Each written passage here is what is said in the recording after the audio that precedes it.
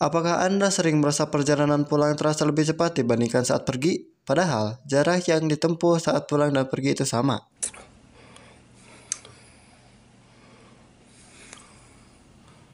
Faktanya, yang harus Intro dulu bang.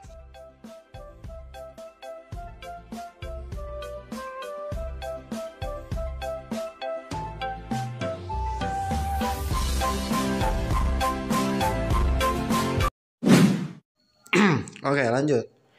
Fakta yang harus Anda ketahui adalah perjalanan pulang tidak benar-benar cepat dari perjalanan pergi.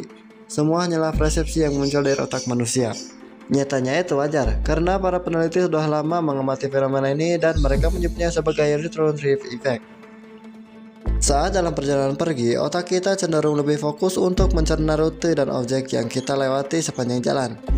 Ketika otak kita sedang fokus, persepsi otak kita terhadap waktu juga akan terasa lebih lama.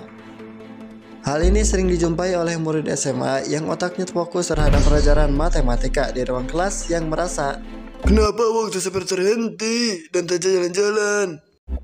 namun ketika pulang, Anda akan ingat tempat-tempat yang sudah kamu lewati. Hal ini biasanya terjadi karena ketika di perjalanan yang baru atau sudah lama tidak kamu kunjungi. Nomor 2. Kapan nomor satunya? Nomor 1. Oke, terima kasih Burhan. Selanjutnya, waktu pulang biasanya lebih fleksibel. Seseorang biasanya melakukan perjalanan berangkat dengan disiplin bahkan terburu-buru agar tiba di tujuan dengan tepat waktu.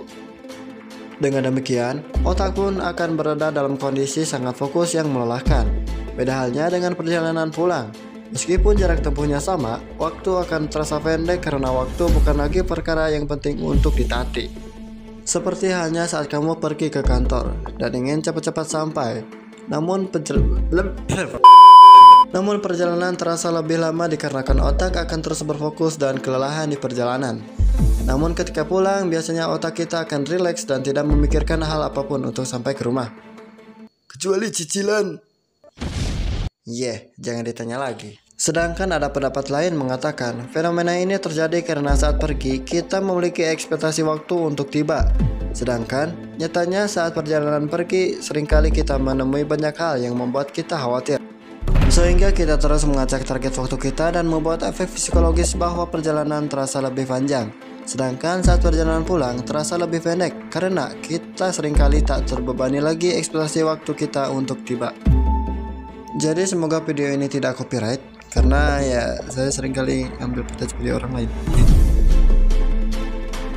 Jadi semoga video ini tak hanya membantu Anda memahami waktu perjalanan, tapi juga membantu mengingatkan Anda untuk selalu menikmati perjalanan Anda.